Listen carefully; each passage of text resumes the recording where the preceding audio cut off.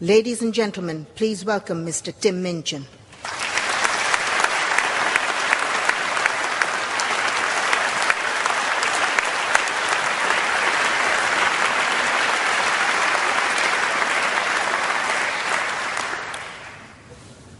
In darker days, I did a corporate gig at a conference for this big company who made and sold accounting software.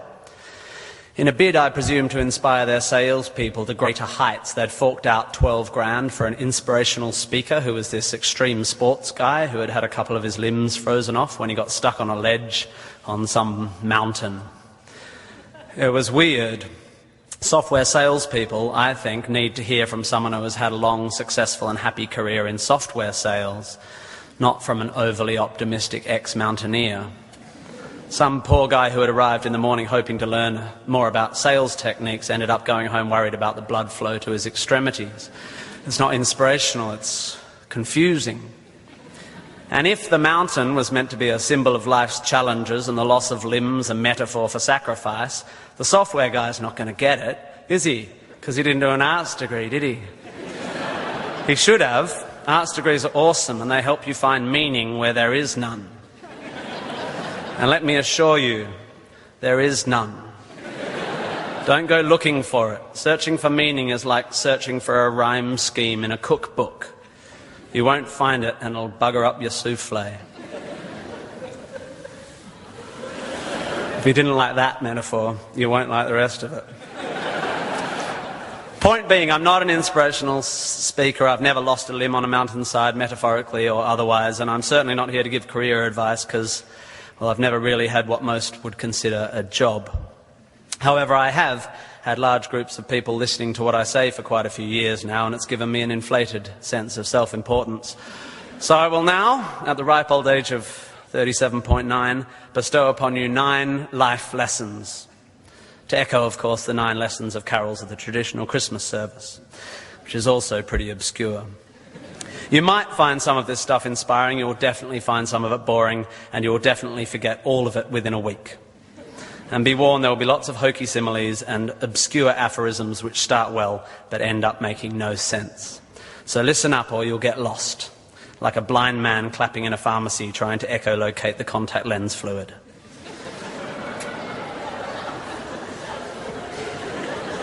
Looking for my old poetry teacher.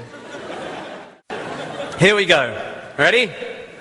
1, you don't have to have a dream. Americans on talent shows always talk about their dreams. Fine, if you have something you've always wanted to do, dreamed of, like in your heart, go for it. After all, it's something to do with your time, chasing a dream. And if it's a big enough one, it'll take you most of your life to achieve, so by the time you get to it and are staring into the abyss of the meaninglessness of your achievement, you'll be almost dead, so it won't matter. I never really had one of these dreams, and so I advocate passionate dedication to the pursuit of short-term goals.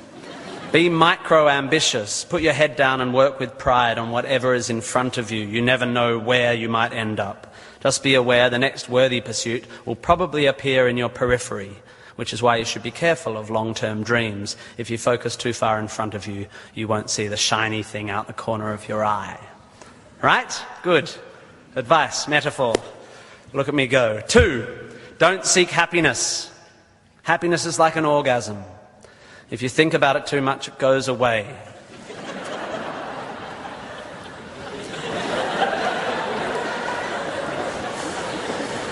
Keep busy and aim to make someone else happy, and you might find you get some as a side effect. We didn't evolve to be constantly content.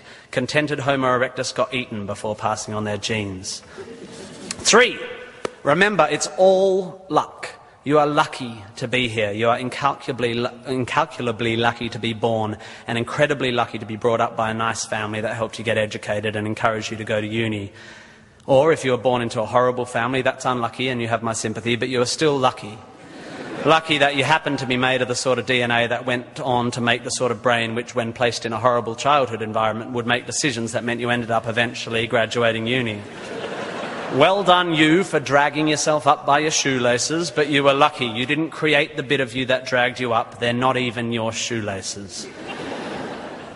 I suppose I worked hard to achieve whatever dubious achievements I've achieved, but I didn't make the bit of me that works hard. and any more than I made the bit of me that ate too many burgers instead of attending lectures when I was here at UWA. Understanding that you can't truly take credit for your successes, nor truly blame others for their failures, will humble you and make you more compassionate. Empathy is intuitive, but is also something you can work on intellectually. 4, exercise. I'm sorry, you pasty, pale, smoking philosophy grads, arching your eyebrows into a Cartesian curve as you watch the human movement mob winding their way through the miniature traffic cones of their existence. You are wrong and they are right.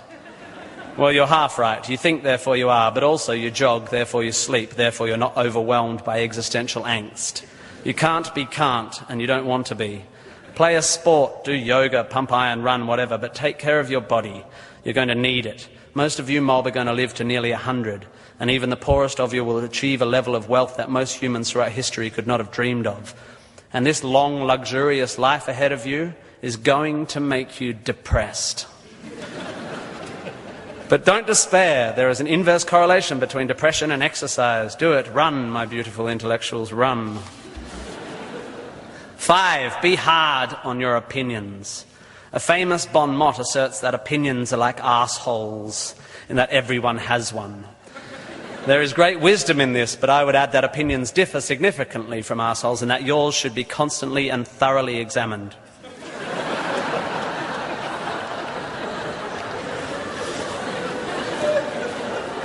I used to do exams in here.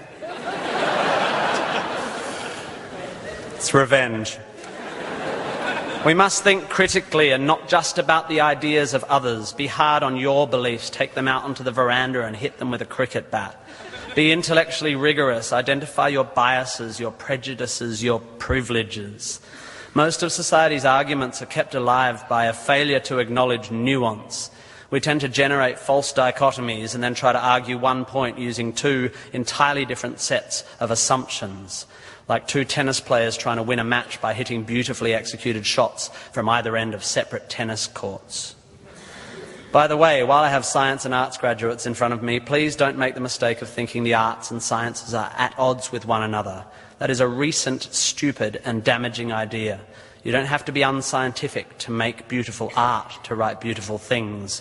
If you need proof, Twain, Douglas Adams, Vonnegut, McEwen, Sagan, Shakespeare, Dickens for a start. You don't need to be superstitious to be a poet. You don't need to hate GM technology to care about the beauty of the planet. You don't have to claim a soul to promote compassion. Science is not a body of knowledge nor a belief system. It is just a term which describes humankind's incremental acquisition of understanding through observation. Science is awesome. The arts and sciences need to work together to improve how knowledge is communicated. The idea that many Australians, including our new PM and my distant cousin Nick Minchin, believe that the science of anthropogenic global warming is controversial is a powerful indicator of the extent of our failure to communicate. The fact that 30% of the people in this room just bristled is further evidence still. The fact that that bristling is more to do with politics than science is even more despairing.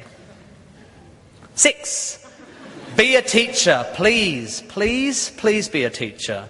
Teachers are the most admirable and important people in the world. You don't have to do it forever, but if you're in doubt about what to do, be an amazing teacher. Just for your 20s, be a teacher. Be a primary school teacher, especially if you're a bloke. We need male primary school teachers. Even if you're not a teacher, be a teacher. Share your ideas. Don't take for granted your education. Rejoice in what you learn and spray it. 7, define yourself by what you love. I found myself doing this thing a bit recently where if someone asks me what sort of music I like, I say, well, I don't listen to the radio because pop song lyrics annoy me. Or if someone asks me what food I like, I say, I think truffle oil is overused and slightly obnoxious. And I see it all the time online, people whose idea of being part of a subculture is to hate Coldplay or football or feminists or the Liberal Party. We have a tendency to define ourselves in opposition to stuff. As a comedian, I make my living out of it. But try to also express your passion for things you love. Be demonstrative and generous in your praise of those you admire. Send thank you cards and give standing ovations. Be pro stuff, not just anti stuff. 8, respect people with less power than you. I have in the past made important decisions about people I work with, agents and producers, big decisions, based largely on how they treat the wait staff in the restaurants we're having the meeting in. I don't care if you're the most powerful cat in the room. I will judge you on how you treat the least powerful. So there. 9, finally, don't rush. You don't need to already know what you're going to do with the rest of your life. I'm not saying sit around smoking cones all day, but also don't panic. Most people I know who were sure of their career path at 20 are having midlife crises now. I said at the beginning of this ramble, which is already 3.5 minutes long, that life is meaningless. It was not a flippant assertion. I think it's absurd, the idea of seeking meaning in the set of circumstances that happens to exist after 13.8 billion years worth of unguided events. Leave it to humans to think the universe has a purpose for them. However, I am no nihilist. I'm not even a cynic. I am actually rather romantic. And here's my idea of romance. You will soon be dead. Life will sometimes seem long and tough, and God, it's tiring.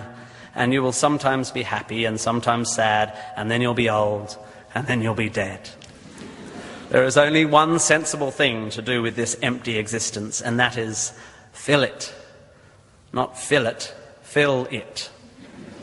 And in my opinion, until I change it, life is best filled by learning as much as you can about as much as you can, taking pride in whatever you're doing, having compassion, sharing ideas, running, being enthusiastic.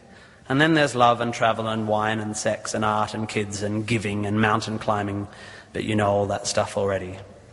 It's an incredibly exciting thing, this one meaningless life of yours. Good luck, and thank you for indulging me.